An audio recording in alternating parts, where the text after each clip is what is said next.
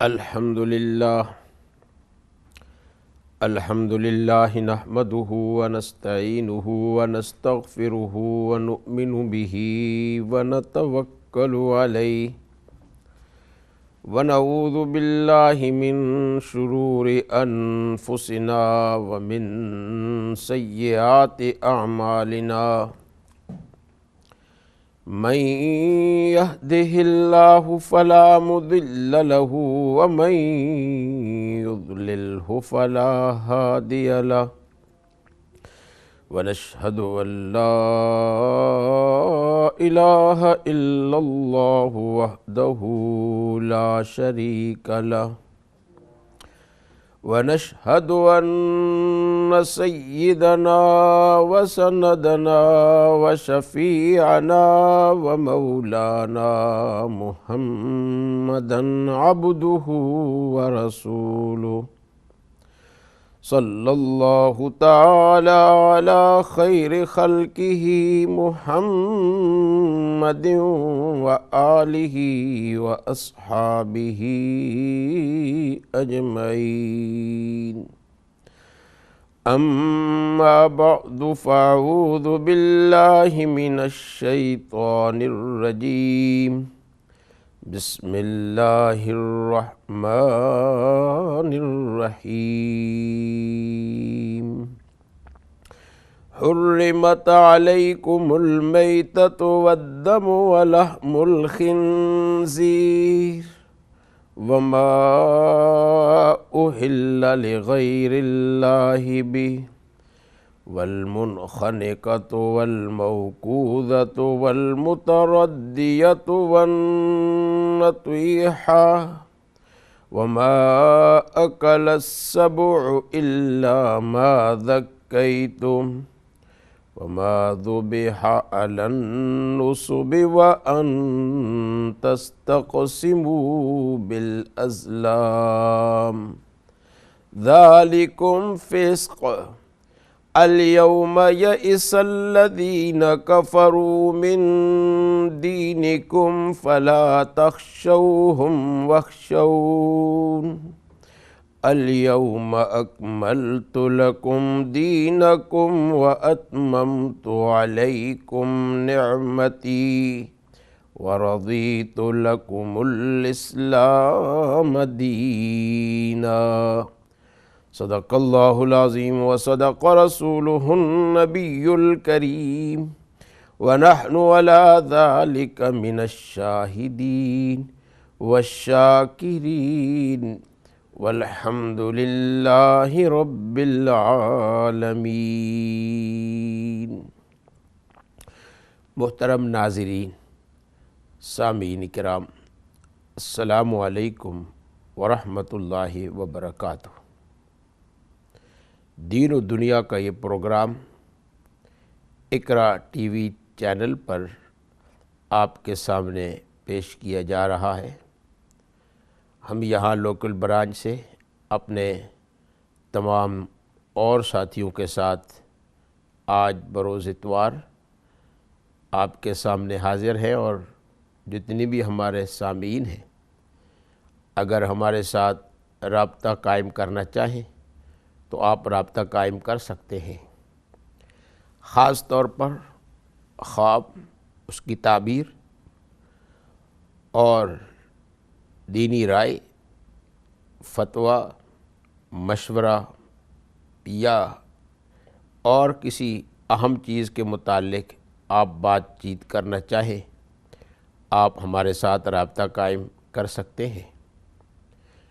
اور اس کے علاوہ جتنی بھی اور ہمارے ناظرین اور سامعین ہیں وہ یہ جانتے ہیں کہ آپ ہمارے ساتھ شریک ہونا چاہیں تو اپنی قیمتی معلومات سے اور رائے سے آپ کال کر سکتے ہیں اور ہمارے ساتھ اس پروگرام میں شریک ہو سکتے ہیں۔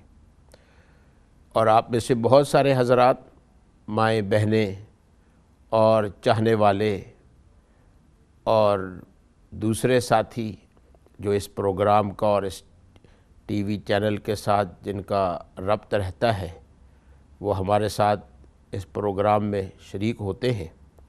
اللہ تعالیٰ سب کو جزائے خیر عطا فرمائے اور قریب کے دور کے اس ملک میں دوسرے ممالک میں جو ساتھی ہمارے ساتھ ان پروگراموں میں شریک ہوتے ہیں اور آپ کال کرتے ہیں، لوگوں کو اس سے استفادہ ہوتا ہے، اور یہ سب کچھ برکت ہے جناب رسول اللہ صلی اللہ علیہ وسلم کی ذات بابرکت کا۔ آپ صلی اللہ علیہ وسلم کی شان، آپ صلی اللہ علیہ وسلم کی تعلیمات، یہ جتنی بھی چیزیں ہیں وہ آپ صلی اللہ علیہ وسلم کے متعلق ہوتی ہیں، اور اس نسبت سے آپ ہمارے ساتھ ان پروگراموں میں اور ان بیانات میں شریک ہوتے ہیں کہ آپ صلی اللہ علیہ وسلم کا ذکر خیر، تذکرہ مبارکہ ہو جاتا ہے، اور اس نسبت سے آپ اور ہم سب قائم ہیں۔ اللہ تبارک و تعالیٰ اس نسبت میں برکت نصیب فرمائے، اور اللہ تبارک و تعالیٰ جناب رسول اللہ صلی اللہ علیہ وسلم کے متعلق جتنی بھی معلومات ہوتی ہیں وہ معلومات ہم حاصل کر کے آپ صلی اللہ علیہ وسلم سے قریب ہم ہوتے ہیں۔ آپ صلی اللہ علیہ وسلم سے قریب ہوئے بغیر تو ہمارا چارہ کار نہیں، کیونکہ آپ صلی اللہ علیہ وسلم تمام نبیوں کے نبی ہیں، اور تمام نبیوں کے نبی ہونے کے ساتھ ساتھ اللہ تعالیٰ نے جماعت انبیاء علیہم السلام کو چن لیا۔ اب اس جماعت میں نہ کمی ہوگی نہ اس کے اندر اضافہ ہوگا، اور باقی جتنے پیغمبر بھی ہیں اب تو براہ راست جناب رسول اللہ صلی اللہ علیہ وسلم سے ان کو فیض حاصل کرنا ہوگا، اس کے علاوہ کوئی چارہ کار نہیں۔ یہ ہماری خوش قسمتی ہے کہ ہمیں اللہ تبارک و تعالیٰ نے ڈائریکٹ بغیر کسی واسطے کے آپ کی امت میں بھیجا، اور آپ صلی اللہ علیہ وسلم کی ذمہ داریاں آپ کی امت کے حوالے ہوئیں، تو یہ نیابت رسول صلی اللہ علیہ وسلم، رسول اللہ صلی اللہ علیہ وسلم کا ایک ایک امتی نائب ہے آپ صلی اللہ علیہ وسلم کی تعلیمات کا۔ یہ ہے خاتم النبیین صلی اللہ علیہ وسلم کا مفہوم۔ اللہ تعالیٰ ہمیں اس خاتم النبی کے اس مفہوم پر ہمیں قائم رکھے، اور یہی ایک مفہوم ہے کہ سارے فاصلوں کو ختم کر لیتا ہے، اور سارے جتنی بھی رکاوٹیں ہیں وہ دور ہو جاتی ہیں اس مفہوم کی وجہ سے اور اس نسبت کی وجہ سے، اور اس مفہوم میں کمی واقع ہو جائے گی تو آپ صلی اللہ علیہ وسلم سے ہمیں دور ہوتے جائیں گے۔ اس مفہوم کے اندر فرق واقع ہو گیا تو رشتہ کٹ جائے گا، نسبت ختم ہو جائے گی۔ ہم نے آپ صلی اللہ علیہ وسلم کے ساتھ آپ کے تذکرے کے ساتھ ساتھ اس نسبت کو ہم نے باقی رکھنا ہے، اور اس نسبت کو آگے بڑھانا ہے، اور اس نسبت کے لیے جن کے اندر کمی ہو ان کے لیے ہم نے دعا بھی کرنی ہے کہ اللہ تبارک و تعالی ہمیں ذریعہ بنائے خاتم النبیین صلی اللہ علیہ وسلم کی ذات بابرکت کے ساتھ رشتہ قائم کرنے کا۔ تو ہم نے گزشتہ مجلس کے اندر بھی عرض کیا تھا کہ آپ صلی اللہ علیہ وسلم کے دین کے تکمیل کے اعلان حجۃ الوداع کے موقع پر کروایا، اور یہ آیت نازل ہوئی جو آیت کریمہ میں نے تلاوت کی، الیوم اکملت لکم دینکم واتممت علیکم نعمتی ورضیت لکم الاسلام دینا۔ اللہ فرماتے ہیں کہ میں نے تمہارے لیے دین اسلام کو چنا اور پسند فرمایا کہ یہ تمہارا دین رہے گا، اور اس دین کو میں نے مکمل کر لیا، اور اپنی نعمت میں نے تم پر مکمل فرما لی۔ تو دین بھی مکمل، نبی بھی مکمل، شریعت بھی مکمل، ہر لحاظ سے ہر چیز کی تکمیل۔ مگر اس آیت کے شروع میں اللہ تعالیٰ نے جو کچھ بیان فرمایا ہے، حرمت علیکم المیتہ، کہ مردار آپ پر حرام کر دیا گیا ہے۔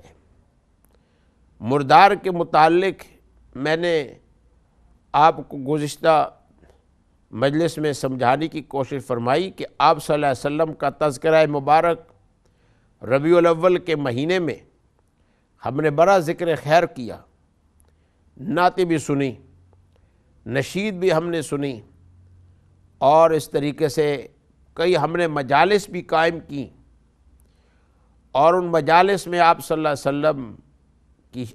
وسلم کی شان، آپ کے اوصاف، آپ کے معجزات، آپ کے زندگی کے اہم اہم حصے ہم نے بیان کروائے اور سنے۔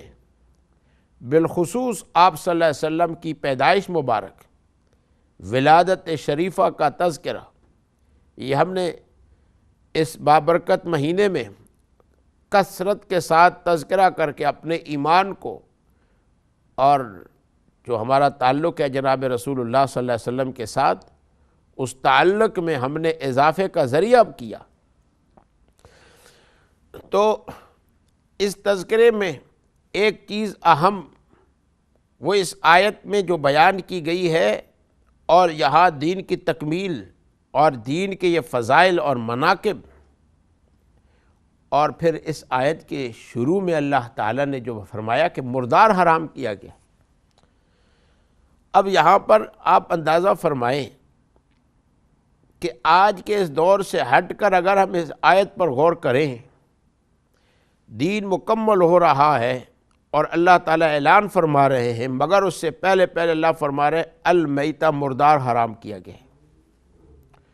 اور اللہ تعالیٰ نے اس مردار کے حرام ہونے کو بیان فرمایا، تو مردار کرنے کے اور ہونے کے جانور کی کئی قسمیں ہیں، اللہ تعالیٰ نے سب کو بیان فرمایا۔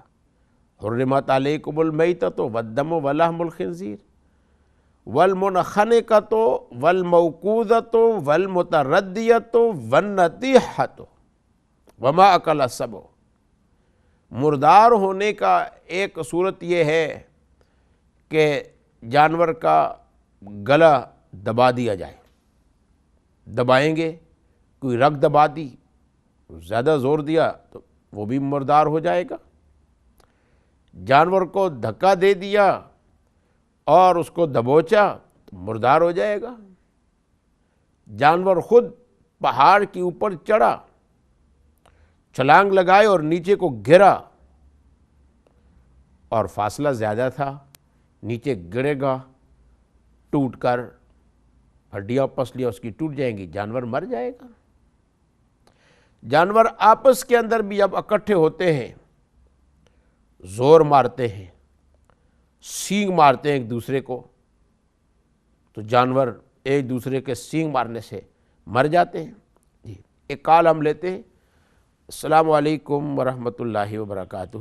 وعلیکم السلام ورحمۃ اللہ وبرکاتہ۔ مولانا صاحب میرا ایک سوال ہے۔ جی فرمائیے۔ جی میرا سوال یہ ہے کہ وضو میں مسح کرنا کہاں تک ضروری ہے؟ جی اور کیا مسح کے بغیر وضو ہو سکتا ہے؟ جی بس یہی میرا سوال ہے۔ ٹھیک ہے انشاءاللہ، جزاک اللہ۔ تو آپ کا محترمہ یہ سوال کہ وضو میں مسح کرنا کیسا ہے، تو مسح کرنا وضو کے اندر فرض ہے۔ مسح نہیں کریں گے وضو میں تو وضو ہوگا ہی نہیں۔ تو اس لیے یہ ذہن میں رکھیں کہ مسح کرنا فرض ہے۔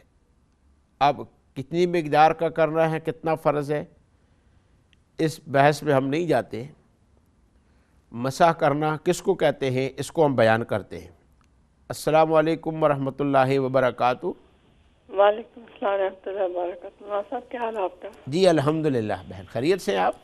ہاں جی ٹھیک ہے۔ مولانا صاحب میں اپنے سے ایک میرے ملنے والی ہے، جی تو اس کا ایک مسئلہ تھا، بڑی وہ پریشان ہے۔ جی فرمائیں۔ آپ سے پوچھنا تھا، وہ دراصل ادھر کونسل کے گھروں میں رہتی ہے، جی تو اس کے ادھر وہ کیونکہ وہ عادت کی بہت اچھی ہے، وہ ہر ایک کو خوش کرنا چاہتی ہے، گوروں سے بھی اس کے تعلقات سب سے اچھے ہیں۔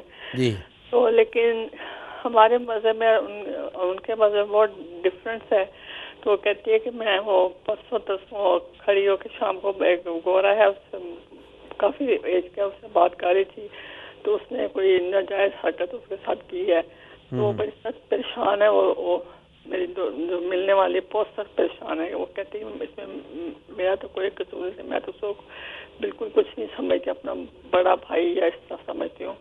تو بہت زیادہ پریشان. تو کیا اس کا فدیہ دینا پڑے گا, یا اللہ سے کس طرح وہ معافی مانگے کہ آگے سے وہ کسی کے بھی ساتھ کوئی تعلق نہ رکھے, کوئی بات اسلام تک نہ کرے, کیونکہ اسلام میں تو ہے کہ ہم خالق کے ساتھ ہیلو ہائے کہیں. تو وہ یہ پوچھے بڑی پریشان ہے. تو میں کہتی تھی تو مجھے پوچھتے شرم آتی ہے. جی تو یہ ایک میرا خواب تھا مولانا صاحب. اچھا جی, میں نے خواب دیکھا ہے کہ میں بیٹھے اپنے گھر میں ہی ہوں, جی مجھے آواز آتی ہے کہ میرے میاں کا نام, کوئی نام نہیں کہتا کہ وہ فوت ہو گیا. جی تو اس کے علاوہ یہی میاں کے بارے میں خواب دیکھا ہے کہ وہ گارڈن میں, ہمارا لاہور والا گھر ہے, جی گارڈن میں ہے. تو وہ پودوں کو, بہت بڑا گارڈن ہے, پودوں کو پانی دینا چاہ رہے ہیں. تو انہوں نے پائپ لگائی ہوئی ہے, لیکن وہ گھاس سارا پیلا ہوتا ہے. اور وہ کہتے ہیں کہ میں کہتی ہوں پانی کیوں نہیں دے رہے, کہتے ہیں کہ پانی پائپ بہت کم قطرہ قطرہ کر کے آ رہا ہے. تو لوگوں نے یہ پمپ لگا لیے یہاں پہ, تو اس لیے پانی کم آ رہا ہے. جی تو میاں کے متعلق ایک اور خواب ہے کہ دیکھا ہے کہ وہ اپنے چہرے پہ کوئی چیزیں لگا رہے ہیں, کوئی کریم شیم میں. تو کوئی ان کی رشتے داری کہتی ہے کہ اب آپ کو تو پہلے سے داغ دھبے جو حقیقت میں بھی ہیں ان کے منہ پہ, تو وہ ٹھیک ہو گئے. جی تو میں یہ پوچھنا چاہتی کہ کیا فجر کی جب نماز ہوتی ہے جی تو صبح کے وقت اگر مطلب تہجد پڑھ لیں, فجر کی نماز تو 6 بجے ہوتی ہے نا, 6:30 بجے قریب. جی تو وہ تہجد پڑھ کے تو 5:30 بجے یا 5:45 بجے فجر کی سنتیں پڑھ لیں. تو اس کے بعد پھر جو سنتوں کے اندر جو وظیفے ہیں وہ کر لیں. تو یہ میں عمل صحیح کرتی ہوں. ٹھیک ہے انشاءاللہ. السلام علیکم. وعلیکم السلام ورحمۃ اللہ وبرکاتہ. جی تو انشاءاللہ آپ کے یہ خوابوں کے اور مسائل پر ہم تذکرہ کریں فرمائیں گے. تو میں عرض کر رہا تھا کہ وضو کے اندر مسح کرنا یہ فرض ہے. اگر مسح وضو کے اندر نہیں کریں گے تو وضو نہیں ہوگا. البتہ یہ ضروری ہے کہ وضو کے اندر مسح کیسے کیا جائے, تو میں اس کا طریقہ آپ کو بتا دیتا ہوں. تو پہلا تو یہ ہے کہ جب یہ ہاتھوں پاؤں کو اپنے منہ کو دھو لیں گے اور ہاتھوں کو دھو لیا, اب اس کے بعد ہاتھوں کو گیلا کر لیں. گیلا کرنے کے بعد اب جو ہے وہ ہاتھوں کو اس طریقے سے جوڑ لیں, یہ جو 3 انگلیاں ہیں یہ, تو اس طریقے سے انگلیوں کو جوڑ لیں اور یہ ان کو الگ رکھیں. تو آپ جو ہے ٹوپی ہو, دوپٹہ ہو, اس کو اتار لیں, یا اس طریقے سے کریں کہ ساتھ میں جب اوپر تک لے جائیں گے تو ٹوپی یا دوپٹہ پیٹھی کی طرف جائے, تو اس طریقے سے. تو اب یہ جو حصہ ہے انگلیوں کا یہ سارا اوپر جا رہا ہے اور ساتھ میں یہ حصہ بچ گیا ہے, تو اب یہ انگلیوں کے ساتھ اس طریقے سے آ جائے گا. اب یہ جو انگلیاں ہیں یہ جو بیچ والی انگلی ہے جو شہادت کی انگلی کہتے ہیں, اس کو کان کے اندر داخل کر کے پھر اس طریقے سے اندر میں پورا یہ کان کے اندر کا جو حصہ ہے اس کے اندر اس کو گھما لینا ہے. اندر سے شروع ہوگا اور کرتے ہوئے جہاں جہاں انگلی چل سکتی ہے تو کرتے ہوئے بالکل کان کے حصے تک آ جائے گا. تو اب اس طریقے سے کرنا ہے. اور یہ اور پھر اس کے بعد یہ جو انگوٹھے کا حصہ ہے تو انگوٹھے کو یہ کان کا جو پچھلا حصہ ہے جو چھپا ہوا ہے جو سر کی طرف ہے, تو انگوٹھے کے اندر کے حصے کو اس کے اوپر ایسا ملا دیں گے. یہ مسح کرنے کا جو طریقہ ہے یہ مسنون طریقہ ہے.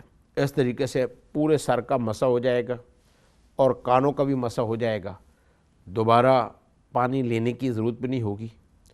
تو 3 انگلیوں کے ساتھ اور یہ حصہ جتنا بھی ہے یہ سر کا جو اوپر کا حصہ ہے اس کے ساتھ ہو جائے گا, اس حصے کے ساتھ جو ہے وہ سائڈ سے ہو جائے گا, اور اس انگلی کے ساتھ کان کے اندر کا حصہ ہو جائے گا, اور انگوٹھے کے ساتھ جو ہے وہ کان کا وہ حصہ جو سر کی جانب ہے پچھلی طرف اس کے اوپر یہ انگوٹھے کا اندر کا حصہ سارا اس کے اوپر گھوم جائے گا اور سر کا مسح کیا جائے گا۔ اب اس طریقے سے کرنا یہ مسنون طریقہ ہے، یعنی سنت ہے، فرض بھی ادا ہو جائے گا اور اس کے ساتھ ساتھ جو ہے وہ سنت طریقے سے وضو ادا ہو جائے گا۔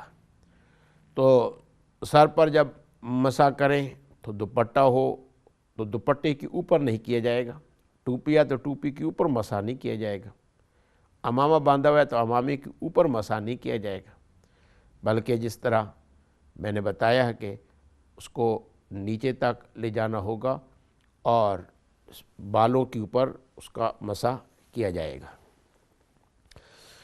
تو یہ تو طریقہ ہوا یہ مسح کرنے کے متعلق، اور اسی طریقے سے ابھی دوسری بہن نے جو سوال کیا تھا کہ ان کی ایک جان پہچان والی ہے اور انہوں نے مشورہ پوچھا تھا کہ اس صورت میں کیا کریں، تو اس بہن کی خدمت میں آپ یہ عرض کریں کہ ہر ایک کے ساتھ اچھے تعلقات رکھنے کا معنی یہی ہے کہ ایک دوسرے کے اوپر آدمی زیادتی نہ کرے، گندگی نہ پھینکے، راستے میں گندگی ہو تو گندگی کو اٹھائیں، تکلیف دہ چیزوں کو اٹھائیں، اور اس طرح کا تعلقات جس سے پرسنل تعلقات قائم ہو جائیں، یہ تعلقات قائم نہیں کرنے چاہیے۔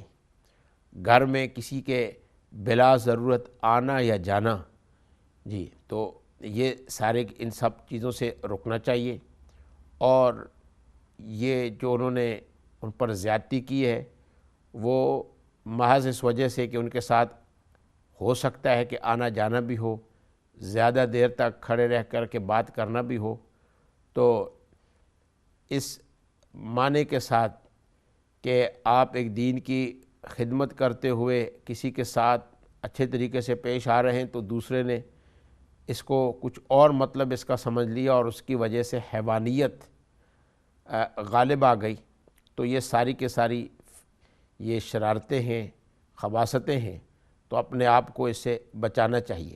فتنی کی جگہ کے اندر اپنے آپ کو ڈالنا نہیں چاہیے، بلکہ فتنے کی جگہ سے اپنے آپ کو بچانا فرض ہے۔ تو کسی کے ساتھ اس طریقے سے بات چیت کرنا کہ جس کی وجہ سے دوسرا اس بات چیت کو غلط معنی سمجھتا ہو، غلط مطلب دیتا ہو اور اس کی وجہ سے ناجائز حرکتیں کرے، تو ایسے تعلق سے بچنا اور اپنے آپ کو بچانا ضروری ہے۔ لہٰذا جو ایسے درندہ ہو تو درندوں سے انسان اپنے آپ کو بچاتا ہے۔ اب آئندہ ہیلو میلو کرنے کی کوئی ضرورت نہیں ہے، اور اس ہیلو نہ کرنے کی وجہ سے دین پر نہیں ہوگا، بلکہ اپنے آپ کو ان تعلقات سے توبہ کرنا یہ ضروری ہے۔ تو پہلے تو یہ ہے کہ 2 رکعت نماز پڑھیں، توبہ کی، اور اللہ تعالیٰ سے دعا کریں کہ اللہ یہ میں نے تعلقات جو کیے تھے جس کی وجہ سے غلط ہوا، یہ مجھ سے غلطی ہوئی ہے، توبہ کریں اور اللہ تعالیٰ سے معافی مانگیں، اور آئندہ اس طرح کے تعلقات کو وسعت نہیں دینا چاہیے، اور اس کے اندر ہر طرح کے شبہ سے اپنے آپ کو بچانا چاہیے۔ انسان اپنے آپ کی بھی حفاظت کرے، اپنے مذہب کی بھی حفاظت کرے، اپنے تعلقات کی بھی حفاظت کرے، اور عزت کا بچانا یہ فرض کے اندر شامل ہے، اپنی عزت کو رسوا نہیں کرنا چاہیے۔ تو انشاءاللہ تعالی جتنی بھی سامعین ہیں، ہم تھوڑی دیر کے لیے اب بریک کی طرف جائیں گے، اور پھر انشاءاللہ تعالی ہم آپ کے سامنے حاضر ہوں گے، اور جو باقی مسائل ہیں ان مسائل خواب بھی ہیں اور چند اور مسئلے ہیں انشاءاللہ تعالی، تو بریک کے بعد آپ کے سامنے پھر ہم حاضر ہوں گے، اور اس وقت تک آپ تمام ساتھیوں سے درخواست ہے انشاءاللہ تعالی اور بھی آپ کے سوالات ہوں تو آپ سوالات کر سکتے ہیں، رابطہ قائم کر سکتے ہیں، اور یہ ہے کہ کسی اور کے لیے مسئلہ پوچھنا ہو تو آپ پوچھ سکتے ہیں۔ تو اب آپ سے ہم اجازت چاہیں گے انشاءاللہ تعالی، بریک کے بعد پھر آپ کی خدمت میں اپنے تمام عملے کے ساتھ ہم حاضر ہوں گے تھوڑے وقفے کے لیے انشاءاللہ تعالی۔ السلام علیکم ورحمۃ اللہ وبرکاتہ۔